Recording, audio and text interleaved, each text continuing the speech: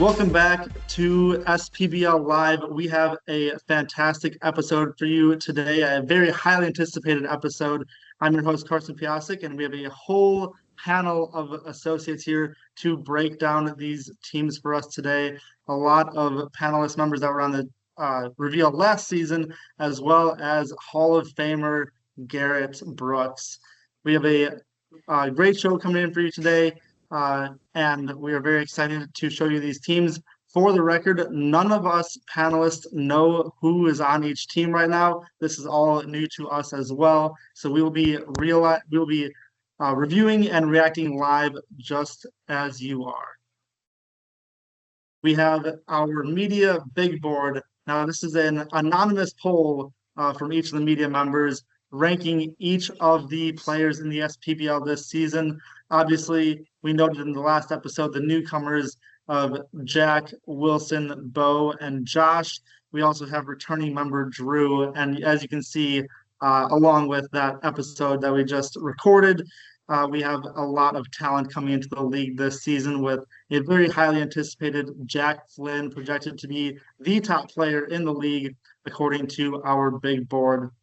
Garrett, you were on that recording of the new players. What do you expect out of these three big players? We'll say Jack, Wilson, and Bo, some of the league's top players. What are you hoping to see from them this season? What are they going to bring to the league in your absence? Some say it takes the fun out of it with all these good guys coming in, but it's gonna be really competitive. A lot closer games, a lot high scoring, hopefully. I think it's gonna bring a good grit to the game. We'll put more emphasis on each game, each possession. So I'm really excited to see all these new guys come in and honestly just show off their game, man. It is a very highly anticipated season. A lot of talent coming in. It should make for some great games in 2025. Without further ado, we will get started on the team reveal. As you can see, we have the 5 teams that are going to be in the SPBL this season, 4 players on each team. And so the first player on team 1 is Chris Kina. He is a league MVP. He's been to the championship all 3 years, winning it twice before being dethroned by the Ball Hogs last season, led by Garrett Brooks. Titan, obviously you've been a follower of Chris's for a long time, and he's been one of the top players in the SPBL of all time. What are you looking for him this season to maybe get back to a championship? This season, there's a couple things that I'm looking out for. I'm really curious to see who his teammates are. We know he really likes running it back with the same team. He really likes the scrappers. He really likes that bond that he has going on, in particular with Chris Heights. So I'm really curious to see if he gets Chris Heights back on his team. But Chris Kina is probably as boring as they come to talk about. He's consistent. He is always going to be good. This year, though, I actually have him a little bit lower on my big board. I only had him at number 4. I'm really big on Bo and Wilson with their athletic abilities, but I won't talk about that too much. Chris Kina, he's going to be an MVP conversation. He's going to be up there for just bringing his team to a championship. And I've been talking with him a lot. I've been loving what I'm hearing from him, the work he's been putting in this offseason. He's on a training regimen. I don't know if the league is ready for how good Chris Kina is going to be. Revenge tour for sure. Now, Garrett, obviously you and Chris are consensus at this moment, the top 2 players in SPBL history. The only 2 players to have won an MVP award. Each of you have now won finals MVPs after you won the championship this past season, finally coming over the hump. Chris, all-time leading scorer in the league. What was it like for you to go head-to-head with Chris, knowing that every time you guys matched up, it was going to be a star-studded matchup between the 2 of you? Quite frankly, it sucked. He played really good defense against me. Constant scorer, can shoot it from anywhere, especially when he got in the lane. And he just was unstoppable. So I still have him number 1 on my big board because I'm not going to say anything over him until I see it. Right? I mean, I can hear all these things. I can hear about Wilson, I can hear about Jack, I can hear about Bo, but I'm not going to put him over Chris until I see the talent that they have. So they could be like the best shooter, man, but if you can't get back on defense like Chris, who knows? So, it was a lot of fun to go against him, and I'm really excited to see what team he has. because he can have any chemistry with anyone. So Right. And his strategizing, his team cohesiveness that he always ensures that he has going into each season, it really helps out his team along with his fantastic talent. Highlighting Team 2 will be our first newcomer, Wilson Parker. He is someone that is a bit unknown to the media. None of us have been able to see him play before, but we do know that he is one of the tallest members in the league already, coming in at 6'6", great athlete.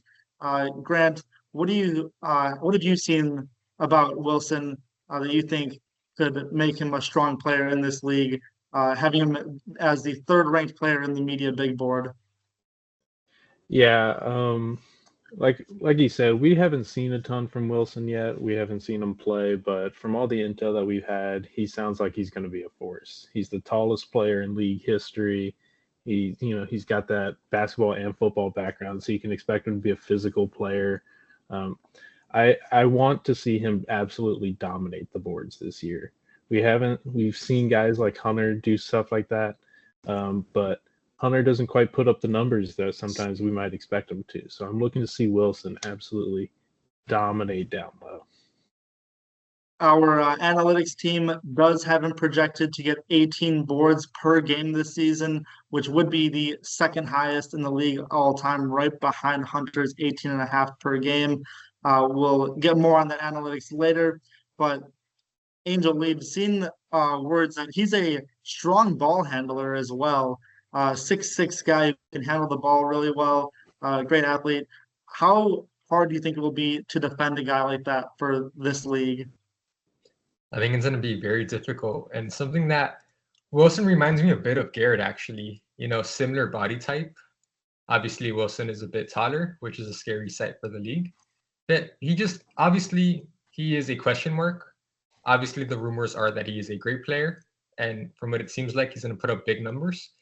But yeah, I think that he's going to be someone who is versatile, just like Gary. Not only do they resemble, not only does he resemble similar body types, but I can see him being, similar to Gary in how he can be a force in transition. Whether that's him taking the ball up the court, looking to push, the tempo. But yeah, I think he's going to be someone who's going to be very versatile, not only getting a bunch of rebounds, but I think I could see him being a force in transition, taking the ball up the court. Right. Chris and Wilson highlighting teams 1 and 2. Team 3 will be highlighted by Jack Flynn. Newcomer Jack Flynn, ranked as the number 1 player coming into the league. Despite having never played in the league before, he projects to be a fantastic player. Led by his shooting. We expect him to be the greatest shooter in league history. 35% is what the analytics team projects him to shoot from 3. Very highly anticipated player. And Garrett, I want to hear from you. The league hasn't always been a great 3-point shooting league. Obviously, the addition of Sam Sanderwhite last year, when Nate joined the league as a full-time member, he was a great addition in terms of shooting. And now it's just only getting better from 3. What is this going to do to the league in terms of play style? It's going to make a shake in the entire league. Usually you can not really guard people on the outside, maybe give them a couple feet. But with Jack coming in the league, you got to guard him and you got to spread that court. So it's going to be interesting. It's going to change a lot of the offenses and defensive schemes with games he's involved in. But it's just going to be more aggressive defense. You're going to have to be on him the entire time. You're going to do a lot of switching, and a lot of schemes going to have to go on the defensive end when you're going against Jack. Right. Well, we've gotten to see a lot of Nate and Sam in person together. 2 great shooters that are both the 2 highest 3-point shooters in the league history. Now, the addition of Jack, how do you think that he's going to compare to our known quantities of Nate and Sam? Yeah, it's interesting because I know, I think Nate and Jack grew up next to each other and they have a similar shooting background. I wonder if they even have a similar shooting form and everything. So I have a feeling he'll probably be pretty close to Nathan Smith, just growing up together in their background. And then one other thing I'd weigh in and on is his expectations are probably the highest to ever join. Like Sam Satterwhite last year was probably set at the highest expectations, and I think Jack Flynn is the new guy with the biggest expectations on his shoulders. So it'll be interesting to see. Right, for sure. Jack, highest expectations in the league. He will be highlighting Team 3. Our headliner for Team 4 will be Neil Alsa. Neil, the microwave, media favorite for sure. Just the way that he plays the game. He turns games electric. They call him the Electric Neil, Neil Sanity. Titan, I believe you were the one that coined the nickname Electric Neil. Obviously, one of your favorite players. What are you looking for from him this season? And I'm just looking forward to seeing him play. Like, he is just absolutely the most fun player to watch on the field. He's the reason why the SPBL has funding. He's the face of the league. He is just everything that you want in a player. He is the anti-Tatum. He has so much aura when he plays. It is just absolutely incredible. I am so excited. I am super high on Neil. I think he is very like almost underrated. Spending his entire like SPBL career with Hunter. Everyone thinks Hunter is the better player, but I've never seen Hunter carry the team the way I've seen Neil carry the team. When Neil is at his best, he is one of the top players in the league. And just that ceiling alone makes him absolutely dangerous. And I absolutely love watching him play every game. And I'm super, super excited to see what he's got in them this year, because I think he's got it all. I think he's splashing over everybody. I'm expecting a big year from Neil. Neil Sanity all the way, baby.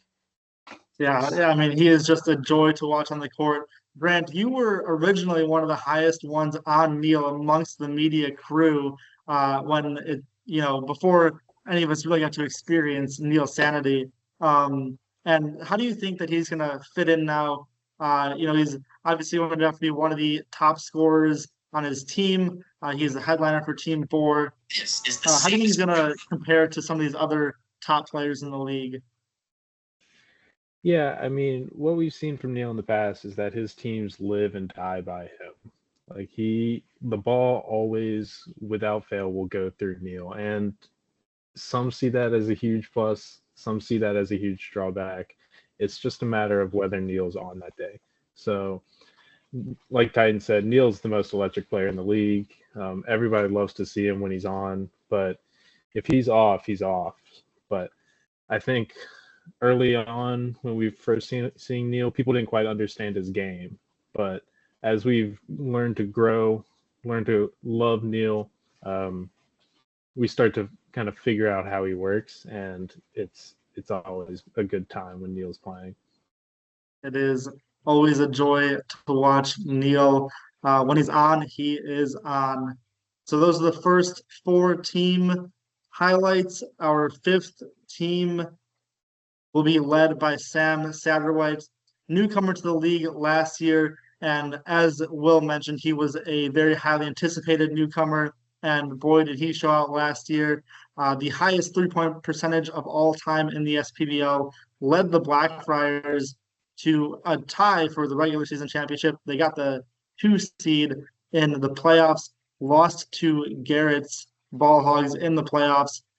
But fantastic first season from Sam Satterwhite.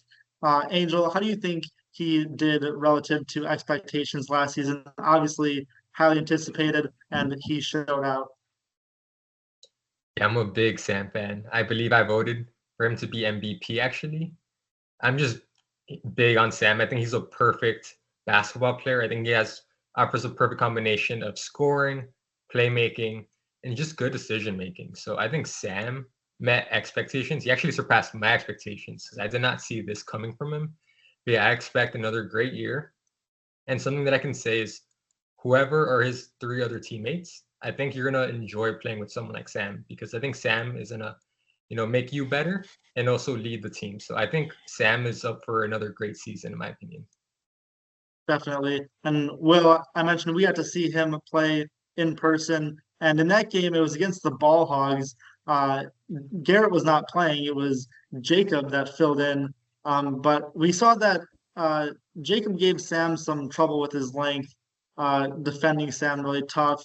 And even though the Blackfriars still came out with a win, it was one of Sam's worst performances of the season. And he did have some nice teammates there in Steven and Nate, and Joe to help pick up the slack. Obviously, Steven not in the league this season. Who are you looking for as potential strong fits alongside Sam? Who's the type of player that you think can help Sam if he's getting hounded on defense by the other team? Yeah, I think really like a Chris Heights kind of player, like a good screen setter, solid screen setter. I think that would help a lot because I mean, there's a good setter will help you get around like the long, lengthy defenders. I mean, he has like a lot of range in his arsenal, so that helps a lot with like when he can't get around someone, he can always just step back farther and take a shot. So probably also some rebounders to like get the boards if he's taking long range threes. So maybe someone with like some good height. I'm not really sure who's left with good height, but like Nate Bryers, I guess they could run back or something like that, or maybe even like an Allen you could throw in, like a Right. solid defender. Nate Bryers and Allen, both great rebounders. Also got Hunter Freeman, Bo Hightower, newcomer. Some guys are projected to get some strong boards Yeah, this season. the Sam Hunter duo would be actually threatening. That would be. I know there have been some people hoping for a Sam Hunter duo at some point in the SPBL. That is the first player for each team revealed. Looking back at the big board, the top 4 players on the big board have all been placed, as well as Neil, who the media had as the 8th best player coming into this season. Obviously, opinions do vary. We walked over to Titan and had him tell us how Neil could carry his team, unlike Hunter, but those two obviously were a strong duo last season. We'll see if they are back together on the floor this season. Going back to the team reveal, Chris's teammate joining him will be none other than Chris Heights. Highly expected duo. They have played every game together in the SPBL. They've been to 3 championships together, more games played together than any other duo in the league. Garrett, what do you think it means having someone who you are very familiar with playing together? And just what does it mean for your chemistry on the floor? They have one of the best chemistries in the league. I think the only people that had the best chemistry was maybe the Ball Hogs towards the end of the season. Other than that, no one's been able to match these guys. I mean, Chris Heights he's top 3 in basketball IQ in this league. He's really smart. He boxes out, and then sets great screens, rolls to the basket, pops out when need to. I mean, he's one of the perfect players to pair with someone like a ball handler like Chris. And I mean, you see it when you're on the court. I mean, they haven't played a game without each other, and it's just so annoying to play against. I mean, when you're already having a bad game and you have to run into a Chris Heights screen, it just ruins your night. So it's just so much fun to see these guys play, and I'm really glad they're on the same team. A word. Apologies. The graphics team might have jumped the gun a little bit there. We will see that Josh Byers is on team 2 with Wilson Parker. Going back to Chris Heights for one moment. Grant, the media was pretty split on Chris Heights in terms of where he falls with the rest of the league. What are some things that makes Chris Heights valuable, or what are some things maybe that some people don't see in Chris Heights' game that they don't rank him as high? Yeah, I think that there's a pretty big narrative that Heights is carried by Chris Kina. They've been on the same team the whole time, this whole time with the SPBL. Heights really isn't much of a scorer, so sometimes he lights it up from 3, but usually he puts up kind of middling numbers in the points category. But really, he is a lockdown defender. He can clamp just about anybody in the league. He's won Defensive Player of the Year before. He's absolutely dominant. He, like Garrett said, he has a great basketball IQ. He knows when to set screens. He sets hard screens. He's a great rebounder. I played with him one time, and I couldn't rebound him over him, and he was on my team. So, I don't even want to try rebounding against him on a different team. So I think people just kind of underestimate him because he doesn't put up much in the scoring column. But in terms of defense, rebounding, all around team play, he's one of the best there is. I also just want to throw out there, last season he was 2nd in 3-point shooting percentage. So even on the scoring front, he's reliable out there. And especially when paired with somebody like Chris who likes to drive inside, him being a viable option for him to kick out to is absolutely massive for team chemistry. Definitely, and he's definitely gotten some more recognition around the league for his 3-point shooting. He's had a couple up and down seasons from three, but obviously last season was a very strong one for him. We mentioned going into the season that he had been working on his outside jump shot a lot in the offseason, and it definitely paid off, albeit unfortunately unable to lead to a championship. But they will be back on the court together this season, looking to get back there for a fourth consecutive time. Joining Wilson, as we saw, is Josh Briers, and Josh is someone who uh, has been criticized amongst the media. Fans have criticized the media for not giving Josh enough credit. Will, what do you think about Josh's game in terms of the SPBL and where he falls amongst the top players? Yeah, so I think last year he proved a good bit because I believe he was the second option on the championship team. So I mean that shows a lot to be able to be the second best player on your team. And then I think so around the league, it's kind of two different circles. You have like the most underrated player in the league. Like, how do you not know about this guy? But then they'll rate him like number 11 or 12. And then you have the people who are like, he's kind of like a middle of the pack player, and they rate him 11 and 12, like probably appropriately. So I would like to see really this year him. I think he just expand and be consistent and be the second option again on a big team because honestly, he did earn a lot of credit last year, and he kind of can do everything for your team, especially like he can stretch the floor a good bit, and he can be like a kind of a secondary like ball handler, and he's really just like a great secondary kind of like scorer, defender, like is a good option to add to the team for sure. Right, and he scored 21 points in that championship game. Garrett, what was it like playing with Josh? Obviously, you were the leading scorer on the team, but Josh seemed to alleviate some of that pressure oftentimes for you.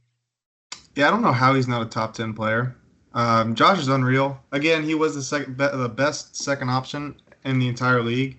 I mean, I could just give him the ball and I could just sit back for a minute and let him cook and let him shoot a three or drive in. Because all we did was look for if you give him a mismatch, he's taking it to the basket and he's scoring. So Josh is a great player. Again, I don't understand. He is underrated. Again, 11 and 12 does not do him justice. I think he's 8 or 9, and it's debatable. But I do think Josh is a hell of a player, and I'm really excited to see that he gets new teammates to see what he does. He's a great player. So. Right, and right there, both Chris Heights and Josh Briers are great second options. Definitely have been starting to get some more recognition for their contributions to the team.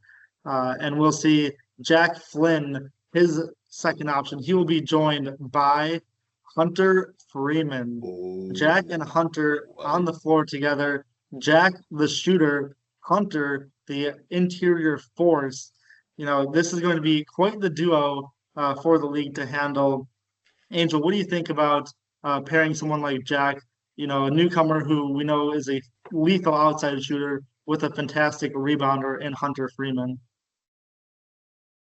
Yeah, looking at my player rankings, you have two top 7 players on the same team. I personally had Jack at number 1 and Hunter at number 7. Like how you said, I think they're going to complement each other because Jack is clearly going to be the main option on offense. But you have Hunter down low cleaning up, any boards that comes his way. So I think this is a scary duo. I'm very interested in seeing what the remaining 2 players look like for this team. But I think this is right now the best duo based off of not only talent but also fit so far. Yeah, it should be a very highly anticipated duo to watch. Titan, I know you were someone who mentioned wanting to see Hunter get paired up with Sam, but what do you think about Hunter getting paired up with Jack, another lethal 3-point shooter? I think it's very interesting. I'm honestly though, I can't lie, I'm hopping off the Hunter train a little bit. I'm taking a little step back every year. Every year we're like, oh, what if we pair Hunter with this guy? That'll really unlock him. Oh, this year Hunter's gonna be looking. He's got a really good situation. How is he gonna do this time? I'm tired. I'm tired of the what ifs. I'm tired of the what ifs. I need to see it from Hunter. That's where I'm at with him right now. I want to see him. I want to see him unlock that next level, become that player we all think he can be. And I don't know. That's kind of where I'm at. I think if he can't do it this season with Jack Flynn on his team, we have to have some uncomfortable narratives going on around here. That's all I'm gonna say. And Hunter is obviously one of the best interior players ever. He leads the league all time in rebounds per game. Quite the force inside, but it hasn't quite translated to wins on the court. Garrett, what do you think has been holding Hunter's teams back? Obviously, he's one of the best players. He's won Most Improved Player twice. Uh, what do you see from him this season? I think a stat for him that I want to watch this season is his offensive rebounds with a player like Jack. I want to see how much that increases because he's a great rebounder, but it's mostly defensive rebounds, you know. So I want to see with Jack, you know, a shot creator, high ball IQ, with these other teammates he's paired with. I want to see how Jack directs him on offensive rebounding. So I want to see if he pushes him more towards the middle and not crashing into the lane. And I mean, it's just like sometimes just that ball is going 100 miles an hour at the glass on some shots. So I'm really curious to see how he does on the offensive boards. He might break some records on offensive rebounds this year with Jack on his team. So I really like this duo, and I'm really excited to see what happens. I just want to see how he reacts to Jack shooting threes and what he does to crash the boards. Right. And we know last season he played with Neil offensively, and Neil, he got up his shots as well. Hunter, like you mentioned, great defensive rebounder, didn't quite capitalize on the offensive rebounds. If he's able to get offensive rebounds with a guy like Jack, who is shooting at a high percentage from outside, that second chance points could be a real problem for this team, who already has a fantastic duo to start. Over to team four, Neil will be joined by Drew Bushman. Drew has played in a few games in the SPBL, a strong guard, both offensively and defensively, someone that can handle the ball really well and take some pressure off of Neil. You know, Neil obviously has had moments where he might overcreate, some may say, trying to find shots. But Grant, what do you think Drew can bring to the table in the backcourt duo with Neil? Yeah, I think Drew is about as pure of a point guard as we're going to get in this league. He plays both ways really strongly. He can score from outside. He can score from inside. He plays great defense. Really, the big thing here is who's going to have the ball, because we've seen that Neil completely controls the ball while he plays, but Drew really isn't much of an off-ball guy. He's an on-ball point guard. So I'm interested to see how this plays out. They played together a few times a couple years ago in the SPBL, and they did well together, I think, but it is just a matter of who gets that ball. I want to see if Neil can learn to play off ball a little bit. I know that kind of takes away from the electricity, but I think that'll be good for the team comp. Right. And Titan, I know obviously you're someone who has been anticipating who might be teaming up with Neil this season. What do you think about the Drew team up? They know each other pretty well. They've played together before. Do you think this is a good chemistry backcourt? I love it. I love it. I love it. I'm a huge fan of this because what is like Wheel's like main weakness? What is the one thing we've been saying has like been holding him back this entire time? It's his low floor. So what do? You pair a high floor point guard with him. And guess what? What is the big thing that changed in the league this year? An added of star talent. You know who's the best perimeter defender in the league? Drew Bushman. So what are you doing? You're constantly raising the floor. And by adding even more star talent to the league, he becomes even more valuable because now you have a guy where you know you can pair up against all this new talent in the league. I think this is a fantastic fit, and I am just hoping and praying this team gets a big man, because if they do, this is lethal. I'm telling you guys, watch out for this team. This is going to be awesome. That backcourt should be a strong backcourt in the league, maybe the strongest backcourt in the league. They balance each other out fairly well, as Titan was mentioning. Next backcourt, Team 5, Sam Satterwhite, leader of that backcourt. He'll be joined by Bo Hightower in the front court. Bo, obviously, newcomer as well. He is the 5th highest rated player according to the media. High anticipation for Bo. Garrett, what do you think we can expect from Bo alongside Sam? Obviously, more of a front court player, should be strong on the rebounds, but also can step out and hit some shots. This is dangerous. Like Titan mentioned, Sam can play with anybody, and when you give him a star like Bo, I mean, I'm seeing 35, 37 points combined each game at least with these guys. Maybe 10 assist pair. I mean, these guys are, or 5 assist a pair. These guys are insane duo. I think Bo is very, very high IQ walking in, playing in high school, and Sam as well. So this little pick and roll action they might do, or just positioning they're going to have, it's going to be lethal. Yeah, and Titan, you mentioned that uh, Bo is one of your most highly anticipated players this season. I think you ranked him higher than anyone else did in the media. What do you think of this duo, Bo and Sam?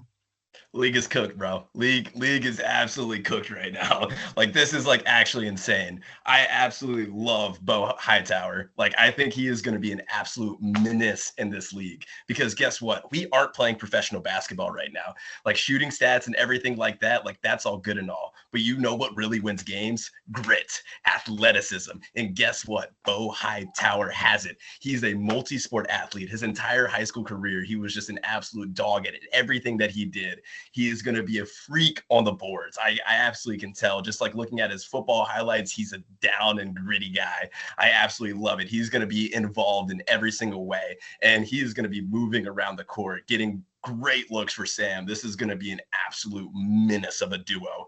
And not only that, if you look at like his lineage, where he comes from, his dad has an engineering degree. His mom has a master's in finance. He is a smart guy. His basketball IQ is going to be insane. He's going to be great. He's going to be great. I absolutely love this duo. This is fantastic. Like, league is cooked. This is you can pair whoever else you want with them. This is amazing. That was some fantastic research out of our panelists there. Love the background on Bo, and I can see why you have him so highly anticipated coming into this season. He should be a very strong player. Now, Will, which duo are you most excited to see out of these duos so far that we've revealed? And then also maybe, we have one top 10 player left to uncover in Nate Smith. Where do you think he might fit in the best?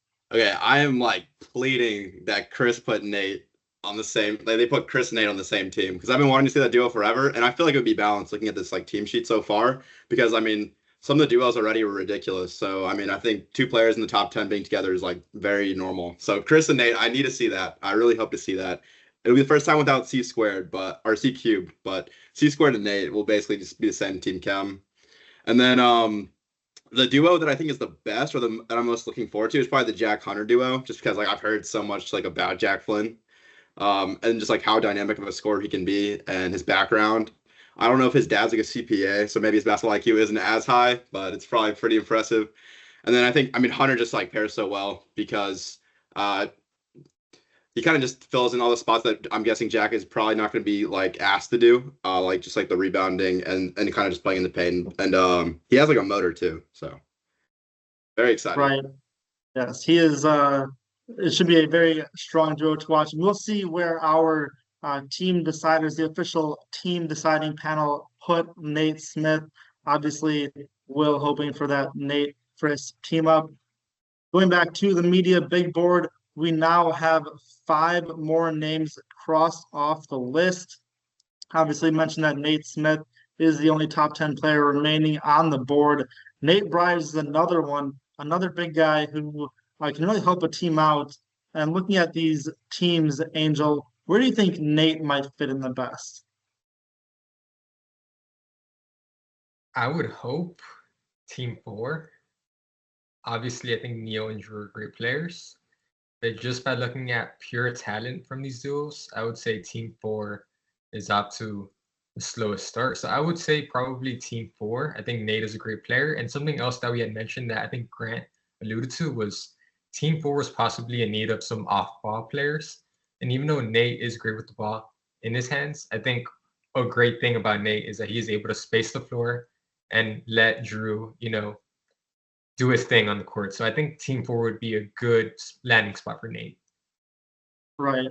And we'll have to see where they land in this team reveal. But obviously, already halfway through, we have some great teams forming already. Joining Chris and Chris, looking to take them to a fourth straight championship appearance will be Josh Keena, newcomer in the league. One of the lower anticipated newcomers, I would say. Pretty young, pretty raw talent so far. Titan, you got to play with him before. What do you think about Josh joining up with the Chris and Chris duo? I think this is the best situation for him to possibly go in. And honestly, I think like in terms of people who could possibly unlock Josh, this team is like this is the best fit for Josh to succeed. He's really young, but I think he has a lot of potential. He's not afraid to shoot, which Chris absolutely loves as a guy who drives in and kicks out a lot. He's not afraid to shoot, and he can hit the ball. His technique needs a little work, but he's also extremely dedicated to getting better. I have insider information that he's practicing nonstop. He is super excited about joining the league. He's probably the league's most eager member at this point. I'm super excited to see him get in this league and grow as a player and as a person. Right, and he is someone who he's focusing on his shooting, and that's something that Chris loves to have in a teammate. We saw Carson Braswell last year, in the last 3 years, I should say, alongside the Chris and Chris duo. Someone who could hit an outside shot when Chris kicked it out to him, and that was very, very useful for that team to have, and definitely helped them along their back-to-back championship and third straight championship appearance.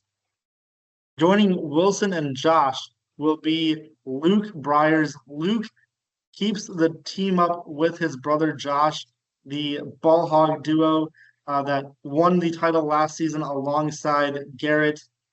Garrett, how well do these two mesh together on the floor? As someone who sees them behind the scenes, maybe, what can you say about their chemistry together as a backcourt duo? No, they were great. They did a great job. They knew where they were on the court. They switched well. It seems like they just wanted to replace me at this point with these teams. So I'm a little mad at that, but that's okay. But yeah, no, they're great. Luke is a sneaky good 3-point shooter. He didn't shoot too well this season, the past season, but they really do complement each other very well on the defensive and offensive side. So I'm really excited to see this duo again this year. I just love watching them together. So I'm really excited, but I am mad they kind of are replacing me, it seems. That team up of that ball hog team up so far has maintained itself. We have not seen Zach get placed yet, but Luke and Josh together, Wilson filling in, and as Titan mentioned, Wilson seems like a pretty similar player to you. Grant, you were a bit higher on Luke than the rest of the media was. What do you think about Luke's game, and what does he bring to the floor that maybe not everyone sees? Yeah, I think we talked earlier about how Josh Briers was one of the most underrated players in the league. I think Luke Briers is one of the most underrated players in the league. Josh Briers he's more controversial, I would say. He's got some guys that love him. He's got some guys that aren't so high on him. But Luke, nobody really talks about him, I feel. He's one of the most consistent guys in the league. He plays his role fantastically. He's got great IQ. He gets sneaky good boards. He's wherever you need him to be every time. Like, he plays a great game. I think he fits with Josh very well. I think the chemistry is going to be great there. I love watching Luke. I think it's going to be a great season for him. Yeah, and I do think that maybe their usefulness on the court and what they contribute to the team was a bit overshadowed by Garrett's historic season last season. But obviously, as Garrett would be quick to mention, he would not have been able to have that season without the support of Josh and Luke, two of the best players you can play alongside with. And definitely, as we have mentioned, maybe a bit underrated amongst the media and fans. Moving on to Team 3, the Jack and Hunter duo will be joined by Travis Wilson. And Travis back again with Hunter. This duo, you cannot separate them. They've been together for all 3 seasons, and they are going nowhere. this season away from each other. This time they had teamed up with Jack. Last season they had Neil as their primary outside scorer. This time they get Jack, who obviously is highly anticipated this season. Will, what do you think it means for Travis's game to have such a lethal shooter alongside him? Yeah, I mean, Travis can be fully activated with his team. I mean, this team I might just ride with, like, without even seeing the fourth player. I've heard so much about Jack. I already love the duo, and then like adding Travis. I mean, Travis is a guy. He had like a bit of a rough season last year, but I mean, many people don't know. He actually played through severe injuries, both to his hand and to his rib. Only missed one game in his entire career. I mean, and he can hit the three ball. He'll guard the best defender on the other team. If Jack's tired and he's carrying a ton of load on offense, then like you'll have Travis to guard their best player on the perimeter. And then I just think that it's underrated too. The team chem that kind of like brings like if you have somebody who's always going and they kind of lead by example, and like you'll want to play like them. So I think that's like a huge value to the team. And then also I just want to wish him a happy engagement because on his recent engagement. So Just a fantastic guy all around to root for. It's so easy to root for Travis. Definitely an Iron Man in the league, playing through injuries. Great on and off the court. Angel, you mentioned that this was a highly anticipated duo right when you saw the reveal of Hunter paired up with Jack. What do you think it means for them to add Travis as the chemistry piece with Hunter and also another ball handler to pair with Jack? Yeah, I think Travis is a great player. Like Will said, he battled through injuries last year. So I think this is like a good like buy low, if that makes sense for Team 3. So I think Travis is definitely someone who could find himself in a most improved, ballot for this upcoming season. So I think Travis is gonna bring, someone who is a dynamic player who can score from outside. And I think he could offer also additional ball handling. So I think Team 3 was already looking great with this star duo. And I think they just added another great player in Travis. And it's a bit interesting because Travis is someone who, like how I said, is very dynamic. So I think you have three great players who can maybe drop 15 any given night. So I think Team 3 is off to a great start. And I'm very excited to see how, they can, improve from last season. Because obviously Hunter and Travis have been playing with it alongside each other for a long time. Now you have Jack to add to that squad. So I'm just very excited for Team 3. Right. And we'll mention how Travis got engaged. Definitely congratulations to Travis. We did see last season Logan Shira got engaged, and it seemed as though his play might have fallen off a little bit last season from where it was. Titan, what do you think about how this engagement could impact Travis's performance? I don't know, man. I'm a little worried about it. Logan was one of the most highly touted players coming into the league last year, and he had to put it lightly, a major fall off in terms of production. And I just you have to start wondering where his priorities are. This could be like a little interesting ripple in his career. Right, and obviously Logan unable to join the SPBL this season because of its upcoming wedding that will be taking place during the season along with the honeymoon. Travis, I'm sure that he is, far more committed to the league and would never schedule the wedding during the league season. So he will be with us this season despite the recent engagement. We'll see if that has an impact on his performance on the floor. Team 4 of Neil and Drew will be joined by Alan Edeker. He is definitely a strong rebounder. He came into the league, joined back as a full member last season upon the injury and subsequent retirement of Sam Honeycutt. Joined a team that was struggling throughout the season. The Gravediggers were winless when he joined them.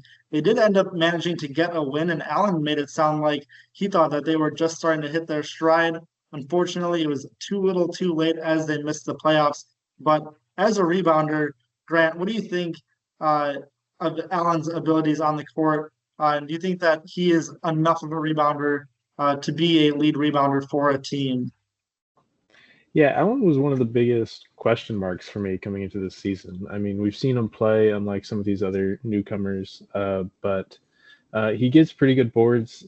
Generally, he's regarded pretty lowly by the media team, but at the same time, he went and locked down Hunter Freeman, which we haven't really seen other people do. Um, and we saw him get Defensive Player of the Year because of it. So I think Allen, if he can really get unlocked, he could be a huge player. I think it's good for Neil and Drew to have a guy that can get boards on their team. I think that's really needed. So Allen, he's definitely a player that I'm going to be watching hard this season because, quite frankly, I don't really know what to expect. Right, and we'll see who that fourth teammate is shortly. But Allen, obviously a strong rebounder, and a bit of a question mark, but he has strong effort and is a great rebounder, and that alone should help him both on defense and rebounding. The offense could use a little work with maybe, but being paired alongside Drew and Neil, he may not need to do as much offensively for this team. We will see who that fourth member is. Team 5, the duo of Sam and Bo, will be joined by Joe Kina. Sam, Bo, and Joe together on Team 5. Joe, they say he's got that dog in him. I mean, he is a player who is really scrappy in the backcourt. He was paired alongside Sam Satterwhite last season on the Blackfriars and had his best season so far of his career. Titan, what do you think about Joe getting back together with Sam, a duo that worked pretty well last season? And Joe, despite being ranked 20th in the league last year, has been bumped up to 18th this season. I mean, yeah, man, if it ain't broke, don't fix it. Joe Kina is kind of becoming a reliable role player in this league. You really like to see the improvement from every year that's been happening. And I think it's only going to get easier with playing with Sam, having Bo on his team. He'll be able to be a little bit more sneaky about finding scrappy boards and everything. A little bit less responsibility falls on him all the way around, which will allow him to become put more effort in the areas where he can make an impact. And I think that's going to be super good for him. I think this fit obviously proved to be beneficial for both Sam and Joe. And in terms of running it back with role players, you absolutely love to see these two reunited. For sure. And that wraps up the third player for each team so far. Still some big names out there. Both Nate Briers and Nate Smith are on the board. As we go back to the media big board, we can see that 5 more names off the list. Along with both Nates, we have Dave, Zach, and Rob left to go. So amongst those 5, obviously the media has both Nate Smith and Nate Briers higher than the other 3. And Will, I know you mentioned that you wanted to see Nate Smith on Team 1. Angel, you thought Team 4 could also use some size and shooting. What about someone like Zach over to Garrett maybe? Do you think he'd be best paired up right now with that duo from the Ball Hogs last season? Do you think he'd fit in best there? I think if he goes to the Ball Hogs, he doesn't have to learn anything new on how anyone plays with his team. He knows his role. I know with me and Zach as a duo for a while, I don't know if he'd get the ball as much with me not there. I don't know how that'll work, but I think that's a great team with Wilson there and just have a lockdown defender. I think that'd be a great duo. Honestly, it'd be a lot of fun to see him with Sam, Bo, and Joe. I would love to see him on that team as well. I think those 2 and 5 would be great with them. I think it'd be a lot of fun to watch. Definitely. Well, without further ado, we'll get into the last row of players, the last 5 players that need to have teams found. First up, joining Team 1 will be Nathan Smith. Nate Smith, obviously a lethal shooter. He is the 3rd highest 3-point shooting percentage in the league history. He has the record for the most points in a single game of 49. There are a lot of games where a single team doesn't hit 49. Nate obviously able to light it up offensively. Will, what do you think? I mean, obviously you talked about how you wanted to see him on that team with Chris Kina. What are you expecting from them now that they are together? Dude, I'm so excited to see this team. I think part of the reason that Nate kind of got underrated in this league almost is because some of his teams have came off to like a bad start, and I think it kind of like changes like the dynamic of the season. But like when he's with Chris, I mean, there's like a kind of a thing that me and Ty talk about that was like Nate's playing with one of us. He's like a completely different player. And so I think when he's with Chris, he's also going to be like unlocked. And I think we could just see an absolute dominant duo because I mean both of them can do everything. They can both defend, they can both shoot, they can both take it and score in the paint. And then I think you just kind of give them a good cast of unselfish role players who like to play their role and will also play hard defense. I mean, this team, I'm super excited for this team. I think this team is my team or the Jack Flynn team is my team. I'm not sure yet. But Now, probably the Nate Titan, Chris, just because I was the biggest ambassador for the duo. So you were a big ambassador for the duo. You had been pushing for them to get paired up this season, and they do get paired up. Titan, obviously you've played a lot with Nate. Nate is not someone who necessarily likes to be the primary big man on his team. But looking at this current team composition, I don't know how much of a choice he will have in that. What do you think that means for this team's defensive and rebounding capabilities? And could that be a problem if he is not trying to be a strong interior force as well as his outside shooting threat? I think he doesn't really have to be that strong interior force. As somebody who's played with Chris Heiss recently, I don't know if you've ever tried driving in the paint with a height standing there. It is the worst thing that you'll ever try to do in your life. It is so infuriating. He is just an absolute wall there in the middle of the court. So I think that alleviates a lot of the interior defense that Nate would have to do on this team. I think this is an absolute insane fit. I think Nathan Smith is a prime MVP candidate over Chris in this system. I think he is an absolute dog. And if he can unlock himself, which I think he can, he's been really active lately, been playing a lot of tennis. His stamina is going to be insane. His shot is never gone. I think he is going to be an absolute dog. And if Chris can find a way, or if he can find a way to unlock that grit that I know he has in every game, dude, it's game's over, league's over. Like it's cooked.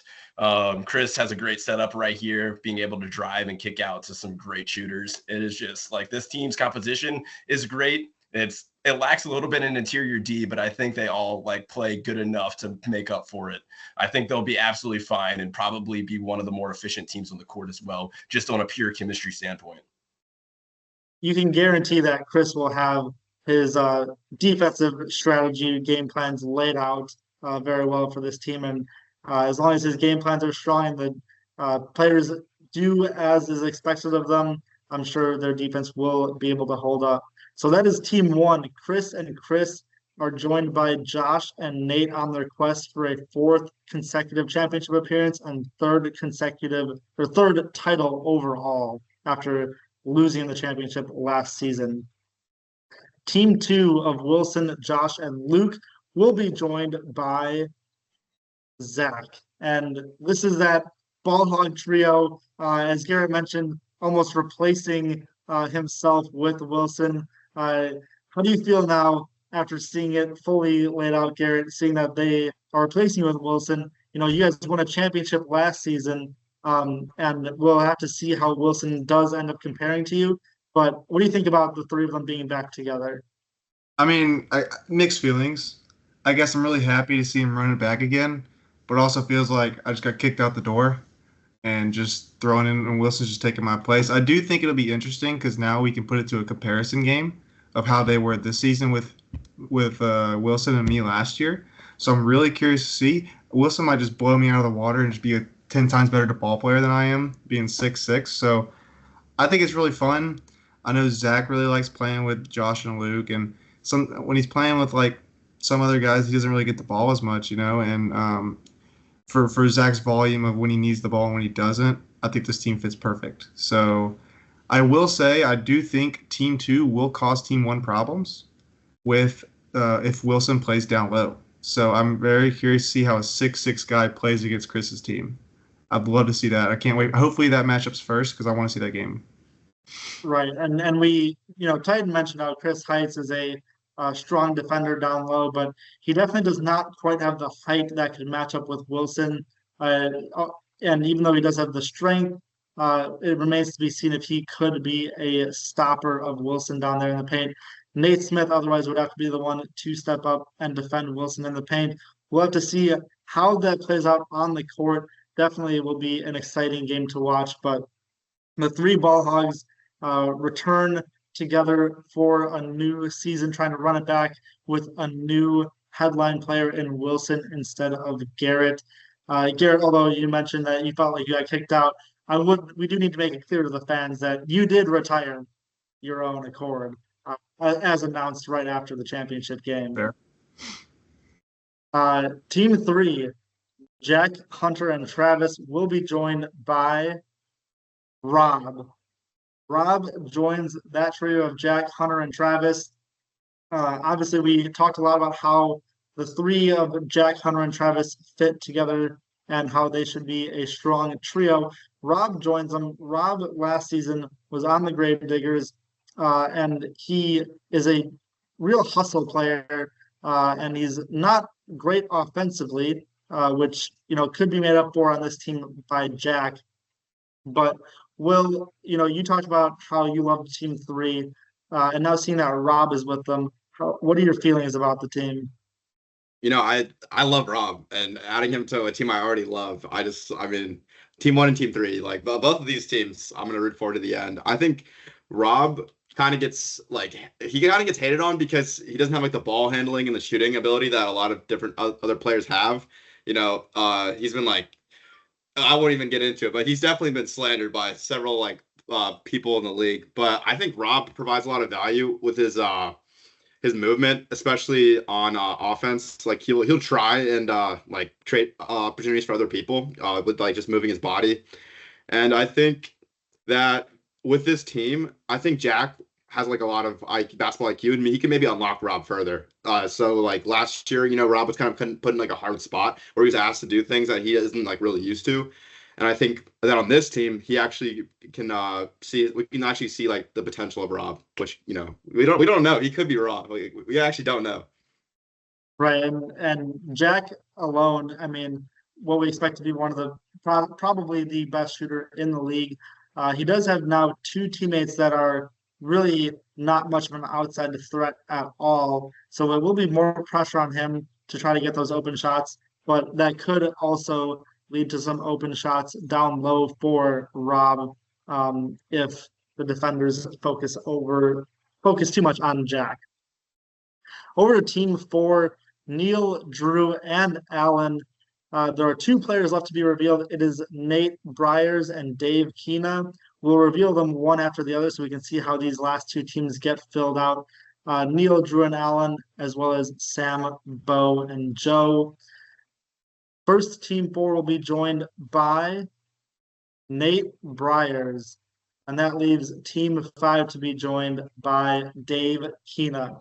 Nate Briers gets on to Team 4 with Neil, Drew, and Alan.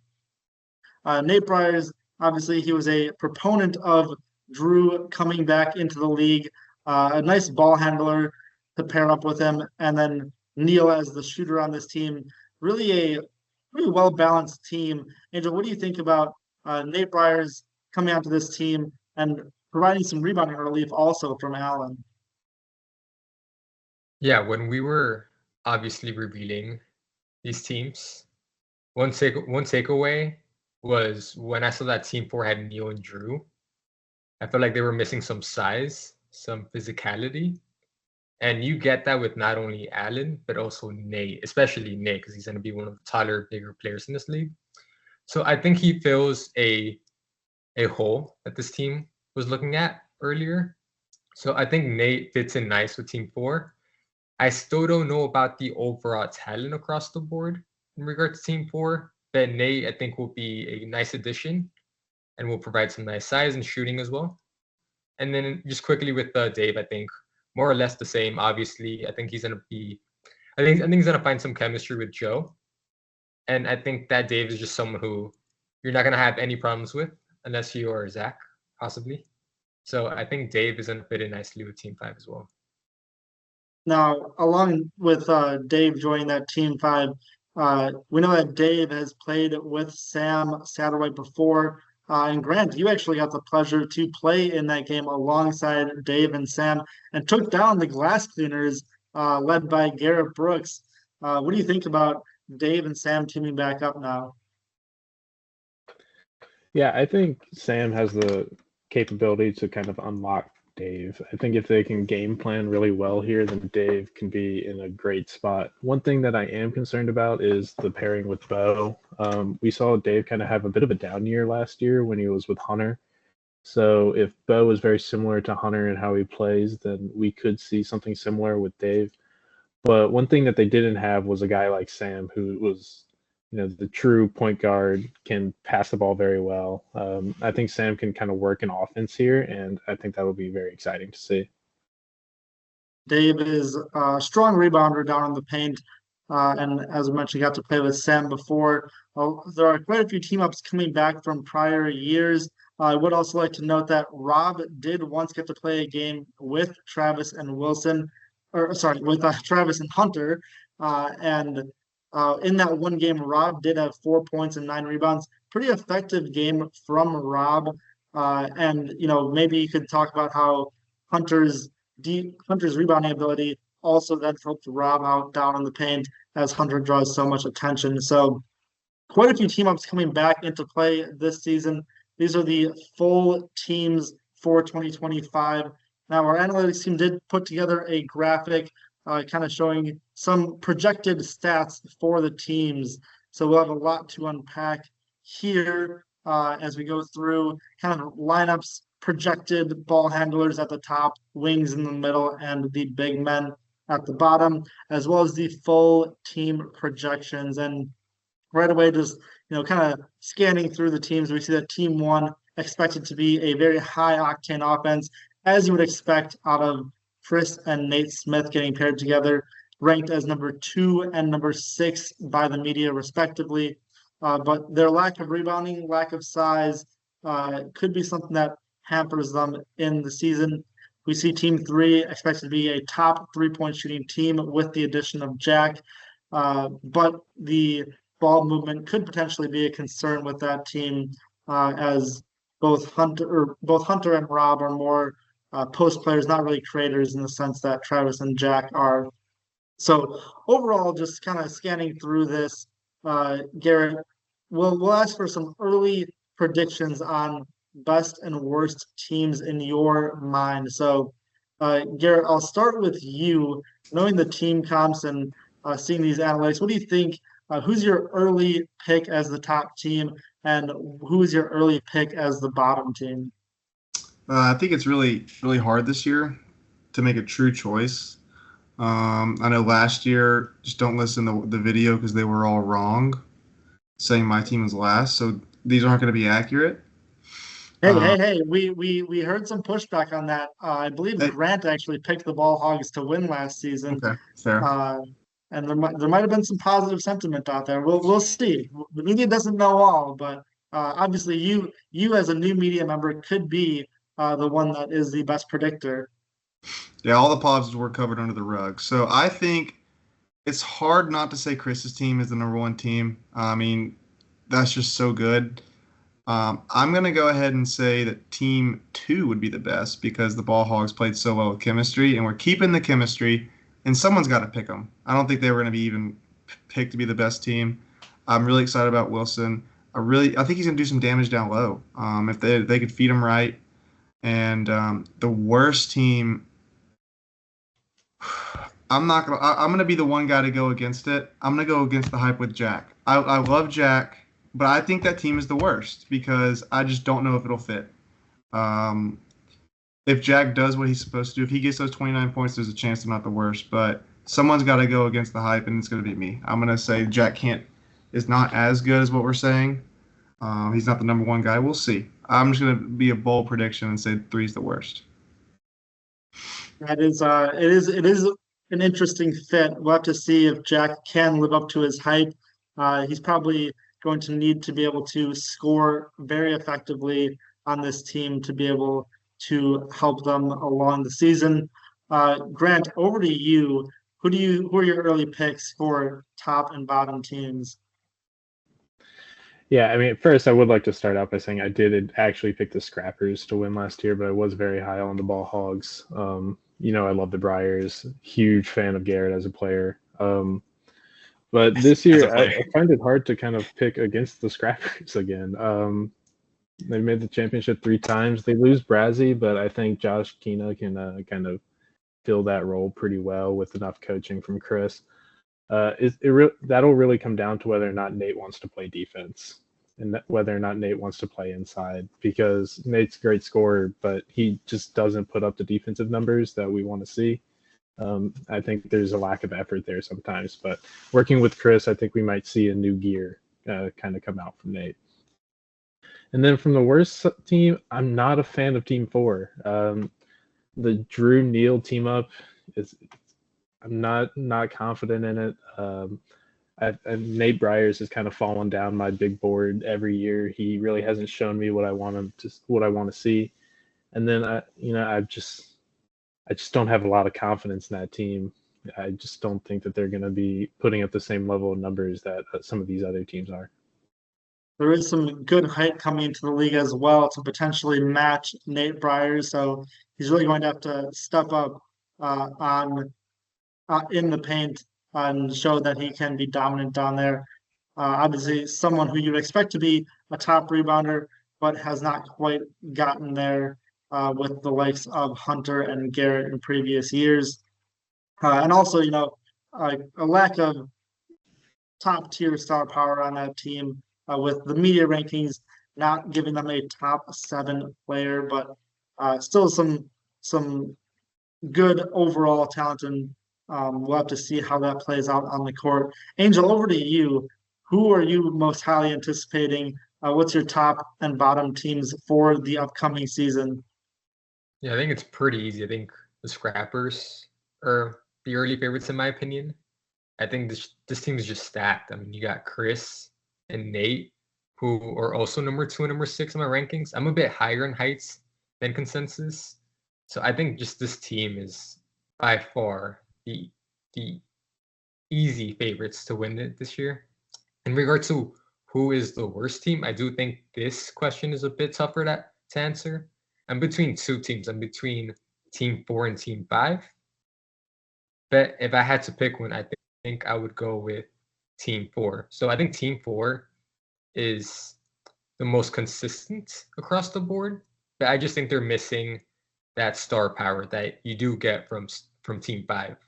So my favorites would be Team 1, and the worst team I would say would be Team 4. Right, and as you mentioned, not a lot of star power on that team, but we'll have to see. In those games where Neal is on, they definitely could be powered to some victories, but through his offensive prowess alone. Over to Will. We have 2 people now picking Team 1 early on, and I know you said that you were a big proponent of Team 1. You also sounded like you like Team 3. Who is your early picks to win? Right. Yeah. So I do think Team 1 is my favorite. I think that no team has the firepower of Chris and Nate as a duo. And I think, yeah, Heights is like he might be rated number 10, but I do think there's like a significant gap, like somewhere a little after that. And I think that like just the versatility of that team is like so strong. And then they have Team Chem already established. But I do think Team 3, it really depends on if the rumors of Jack Flynn are true or not. But if he is what he's been billed to be, then I think that this team with Hunter could really, I mean, if they let him just like take shots, then they can like really hang with anyone. My least favorite team, I'm kind of between Team 4. I think they kind of lack like a consistent scorer, and I don't know how aggressive Drew is. I think he's a good player. I don't know if he's gonna match like the scoring of some of the other teams, and like Neal can, but he can be off some games. I think that's like pretty versatile. I don't love that team. And then I would say like Team 2, I don't even seen Wilson play, but I mean, I was kind of like mid on Garrett's team last year, and I don't think Wilson will beat Garrett. I mean, he's probably not going to be the maybe second in the GOAT conversation off the rip. So I could see some downturn or some fall off for Team 2. So I would say between 2 and 4. I would say Team 2 because everyone said Team 4. Yeah, and team two, it's interesting that that trio carrying over from last year, where a lot of people were low on the team. Obviously, Garrett, being who he is, was able to will them to a championship. Not to discredit the others, they also were major contributions to the successful season that they had. But it will be a big ask for Wilson to step in and match the Hall of Famer Garrett Brooks in terms of production that was needed to win the league last season, especially in a league where the overall talent pool has increased. We'll have to see how Wilson fares with that trio. Lastly, over to you, Titan. Who is your top team? I know you have a lot of highly anticipated teams right now based on your comments. Who is your pick to win the league this season? I'm actually gonna have to go with team number 5. I absolutely love team 1. They are my favorite people on the face of this earth, and I'm rooting for them to win. But I'm telling y'all are not ready for this Sam Satterwhite Bo Hightower combo. And I think that their projection of 43 rebounds per game is low. I think they're going to be absolute dogs on the boards. I think they're going to be one of the most efficient teams. I think this team, we're going to look back on it and be like, damn, we were low on all this, because I expect Sam Satterwhite to be more efficient, and I think Bo is really going to be that guy. I think he's just Hunter Freeman but better all the way around. I am super excited for this team, and I cannot wait to see what they do. And I just want to say, before I say my worst team, I'm going to stick up for team number 4 real quick, because team number 4, they got some good things going for them. They have a really high floor, really good defense. I've seen Nate Bryers sit in the paint and block people 10 plus times. It's absolutely insane. They have good interior D, good perimeter D. They have a high ceiling with scoring, and they have a good low floor for scoring too. I think they're a very well-rounded team. Maybe not going to be the most we're going to win a bunch of games, but I think that they will consistently beat good teams, and I think that they will even have a chance to make a run if they get hot enough going into the playoffs. I think everybody's sleeping on team number 4, but my worst team of the league is going to be team number 2. I definitely think that Garrett and the engine that he is was the sole reason why that team made it to the championship. You look how they played fast, they played hard, fast breaks, turnovers. The one downside I've heard to Wilson Parker is that he has no stamina.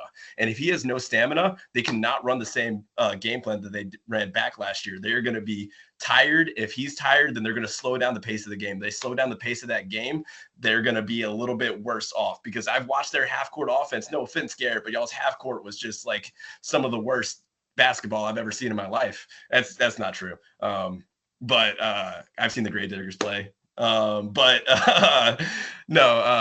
it was a struggle. Now I do think he'll elevate that half court offense a little bit, because apparently he is a pretty good ball handler. But I do have to say that I do think not having that forceful engine that is Garrett Brooks on the team is going to make that team a lot worse than better. You mentioned team 5. They weren't really mentioned throughout everyone else's best and worst. It feels like they're kind of in the middle for most people, but as you mentioned, should be a strong rebounding team between Bo and Dave. And Sam also holds his own on the boards really well as a guard. And also they're projected to be probably the best team in terms of ball movement. 2 really strong high IQ players in Sam and Bo, and then 2 very willing passers in both Joe and Dave. It should be a very functional offense coming to that team this season in 2025. Now I'll have to let Garrett get a chance to respond on those comments that Titan was saying about the Ball Hogs' performance last season. I will say our half-court offense, we didn't have one. It was just set enough screens to get a mismatch, and it worked like 30% of the time. So I will say, fair. Y'all did win a championship too, so I can't. Yeah, we would just get the worst player on me, and then we would just take him to the bucket. But I do think Team 5 is really interesting. I do think Bo has a chance to. I know his stats are already high, but even go higher. I think his assists can go over 5 too, especially with. I like Dave. I know Dave gets a lot of smack, just a lot of slack. I think Dave, with a team like Sam and Bo and Joe, I think he's actually going to get the ball. And if he just does not play scared, that's the one thing he does is he plays a little scared when he gets the ball down low. It's kind of like a deer in headlights. So I think if he can get that confidence, I mean, I'm not saying Dave's going to score 15 a game, but he can maybe get to that 11, 12 sometimes. And if Dave's scoring 11, 12 points on you, I mean, hang it up.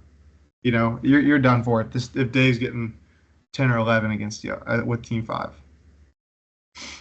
Right. And obviously, all 5 teams have some strengths and weaknesses. Obviously, the media is pretty split on most of the league. Overall, teams should be very excited going into 2025. A lot of great potential matchups. You know, even a team like Team One, who most of the league seem to be high on, they definitely could have some matchup nightmares, as Garrett mentioned with Team Two. Um, you know, Team Four also has a good bit of offensive firepower. I just want to throw out there, Team 4 is definitely going to beat Team 1 at least once, probably twice. Like that is definitely going to happen. I'm sorry. Like Neil versus Nate's already always electric. I'm just letting you know Team 4 is beating Team 1. I just want to throw that out there real quick. Well, we did see Neil on the Mystics this past season. Neil went berserk on the Scrappers last season when he played them. They won their regular season matchup, almost won in the playoffs as well. And they could have potentially won if it didn't come down to free throw shooting at the end, which next season, obviously, we have the introduction of the Elam ending. It should definitely help with game flow at the end. And we'll have to see which of these players steps up to hit those game winning shots at the end. It should be a very fun season to watch. But that is the full team reveal. That is the full teams 1, 2, 3, 4, and 5. We will be getting some team branding coming soon, and it should be a very fun season to watch. A lot of great matchups, a lot of great narratives to watch out for. That is all for this episode of SPBL Live.